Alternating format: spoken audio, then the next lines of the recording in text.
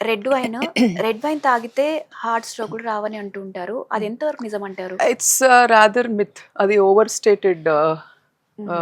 Fact అది. అంటే కొన్ని స్టడీస్ ఏం చూపించాయంటే రెడ్ వైన్‌లో ఉండే కొన్ని యాంటీ ఆక్సిడెంట్స్ ఉంటాయి. వాటి వల్ల గుండె రక్తనాళాల్లో ఇన్‌ఫ్లమేషన్ తగ్గి సో హార్ట్‌కి ప్రొటెక్షన్ కలుగుతుంది అనేది కొన్ని స్టడీస్ ఉన్నాయి. కాకపోతే దాంట్లో మిస్ చేసిన మోస్ట్ ఇంపార్టెంట్ పాయింట్ ఏంటి అంటే యూజువల్‌గా హెల్త్ కోసం రెడ్ వైన్ కన్జ్యూమ్ చేసేవాళ్ళు వాళ్ళు కొంచెం డైట్ కాన్షియస్‌గా ఉంటారు. So kind of Mediterranean diet అని, నార్డిక్ డైట్ అని కొన్ని డైట్ ఫార్మ్స్. సో ఆ డైట్స్‌లో ఏంటంటే they focus more on fresh fruits గానీ, వెజిటబుల్స్ గానీ, ఈ నాన్ ప్రాసెస్డ్ ఫుడ్ మీద ఎక్కువ ఫోకస్ ఉంటుంది. సో ప్రాబబ్లీ ఆ డైట్ కూడా ఎంతో కొంత contributory factor. But not only red వైన్‌లో ఉండే యాంటీ ఆక్సిడెంట్స్ వల్ల మనకి హార్ట్ బెనిఫిట్ అవ్వాలంటే మనకి చాలా ఫుడ్స్ ఉన్నాయి. Anti oxidant rich foods.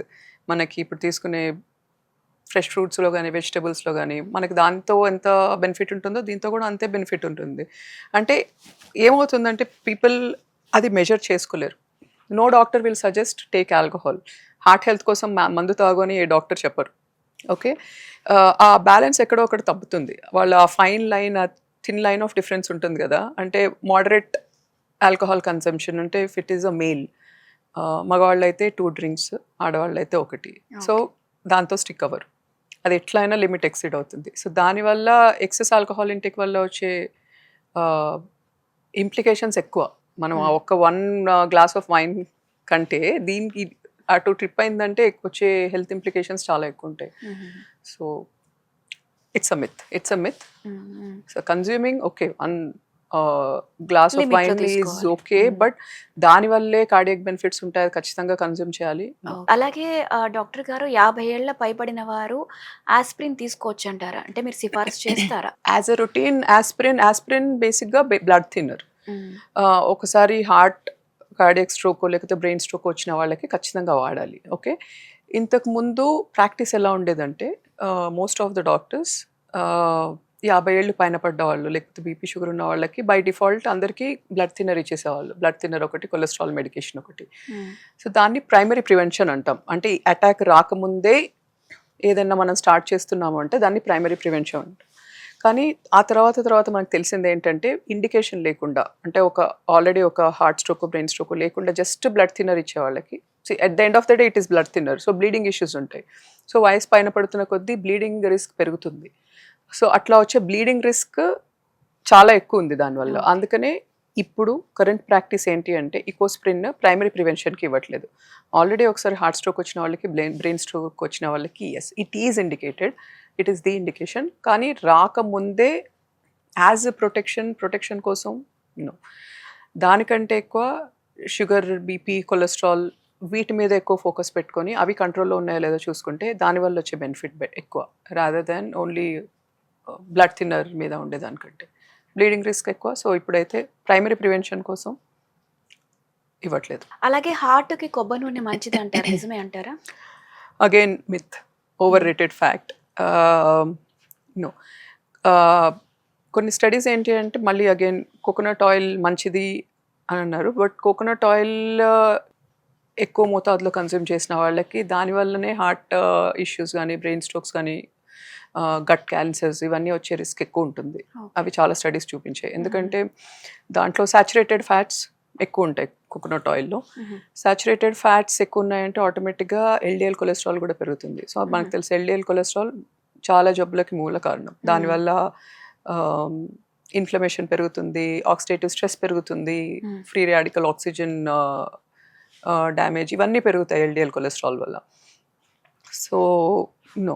Coconut oil okay. దాంట్లో మీడియం చైన్ ట్రైగ్లిజరైడ్స్ అనే ఒక కాంపోనెంట్స్ ఇవన్నీ సబ్ కాంపోనెంట్స్ ఆఫ్ కొలెస్ట్రాల్ అండి. హ్మ్. ఓకే. అవి కొంచెం ఎక్కువ ఉంటాయి. సో ఎంతో కొంత బెనిఫిట్ ఉందని అది ఒక కాన్సెప్ట్ అంతే. హుహు. అంతేగాని మంచిది కదా అని లీటర్ కొబ్బరి నూనె తాగుతా అంటే కరెక్ట్ కాదు. ఎప్పుడో హ్మ్. ఒకసారి ఫ్లేవరింగ్‌కి గానీ, టేస్ట్‌కి గానీ once in a while is absolutely fine. But otherwise olive oil గానీ, అవకాడో ఆయిల్ గానీ, okay. Canola oil, sunflower, safflower hmm. Safer options. Okay. ఒకవేళ డాక్టర్ గారు హై బీపీ ఒకవేళ ఉంటే గనక అది మనకు తెలియకుండా కూడా ఉండొచ్చంటారా? Yes. Absolutely. Blood okay. Pressure or hypertension silent killer అంటాం దాన్ని. హుహుహు. సైలెంట్ కిల్లర్ అని దేనికంటాము అంటే చాలా సార్లు బ్లడ్ ప్రెషర్ ఉన్నట్టు మనకి తెలీదు. అండ్ చాలామంది పేషెంట్స్కి అది బయటపడేసరికి కాంప్లికేషన్తోనే అడ్మిట్ అవుతారు హాస్పిటల్లో. సే మేజర్ హార్ట్ అటాకో, లేకపోతే హార్ట్ ఫెయిల్యూరో, కిడ్నీ షట్ డౌన్ అయ్యి, లేకపోతే major brain attack or kidney shut down మాట్లాడుకున్నాం. సో ఇట్లాంటి ఎండ్ ఆర్గన్ డ్యామేజ్ అంటాం వీటిని. సో వాళ్ళు హాస్పిటల్కి వచ్చేసరికి ఏదో ఒక ఎండ్ ఆర్గన్ డ్యామేజ్ అయ్యి ఉంటుంది. అంటే వాళ్ళల్లో ఎప్పటి నుంచో బ్లడ్ ప్రెషర్ హై ఉండుంటుంది, బట్ చెక్ చేసుకొని ఉండుండరు. యాక్చువల్గా BP by norms anything above 130 పైన వాల్యూ ఉంటుంది కదా, పైన వాల్యూ 130 మిల్లీమీటర్స్కి పైన ఉంటే అది బ్లడ్ ప్రెషర్ కిందనే కన్సిడర్ అవుతుంది. అండ్ ఆ తర్వాత ప్రతి 10 millimetre increase in blood pressure, ఒక 10 మిల్లీమీటర్స్ పెరుగుతున్న కొద్దీ మనకి రిస్క్ ఆఫ్ హార్ట్ స్ట్రోక్ కానీ, బ్రెయిన్ స్ట్రోక్ కానీ, కిడ్నీ ఇష్యూస్ కానీ, విజన్ కంటి చూపు తగ్గడం, ఇవన్నీ రిస్క్ డబుల్ అవుతూ ఉంటాయి with every 10 millimetre increase in blood pressure. అంత ఇంపార్టెంట్ బ్లడ్ ప్రెషర్ చూసుకోవడం. మోస్ట్ ఆఫ్ ద టైమ్స్ అంటే it comes to as a surprise. 180 ఓపీకి వస్తారు నడుచుకుంటూ, 180/100 లేకపోతే 180, 200/100 అంత బ్లడ్ ప్రెషర్తో కూడా వాళ్ళు అబ్సల్యూట్లీ అసిమ్టమాటిక్ ఉంటారు. అసలు వాళ్ళకి ఏ ఇష్యూ ఉండదు. అక్కడే మనం చాలాసార్లు దెబ్బతింటాం. ఏంటంటే కళ్ళు తిరగడము, హెడేక్ ఉంటేనే బీపీ అనుకుంటారు చాలామంది, చెస్ట్ డిస్కంఫర్ట్ ఉంటేనే బీపీ ఉంటుంది అనుకుంటారు, అప్పుడే చూసుకుంటారు. అంటే ఇక్కడ క్వశ్చన్, హై బీపీ అంటే ఏ లెవెల్ వరకు ఉండాలి, నార్మల్ బీపీ అంటే ఎంత వరకు, లో బీపీ అంటే ఎంత వరకు ఉండొచ్చు? హై బీపీ దట్స్ వాట్ ఇందాక అనుకున్నాం కదా, 130/80, 130 130 పైన వాల్యూ, కిందది 80. సో దీనికంటే ఎక్కువ ఉంటే that is considered as high blood pressure. 120 to 130 pre hypertension అంటాం, pre hypertension. And there is nothing like low BP. Low BP అంటాం కానీ there is nothing like low BP. అంటే lower వాల్యూస్కి మనకి cut down values ఉండవు. సో ఇప్పుడు నాకు ఉందనుకోండి, నా బ్లడ్ ప్రెషర్ ఎప్పుడు చూసినా 90/60 ఉంటుంది, బట్ నేను ఆ బ్లడ్ ప్రెషర్తో కంఫర్టబుల్ ఉన్నా నేను.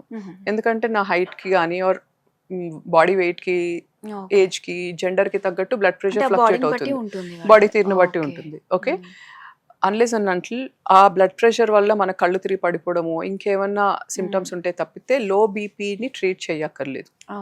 లో బీపీని ట్రీట్ చేయక్కర్లేదు. అంటే మనం ఆ వాల్యూస్ చూసుకుంటూ నా బీపీ తక్కువ ఉంది, బీపీ తక్కువ ఉంది అవసరం లేదు.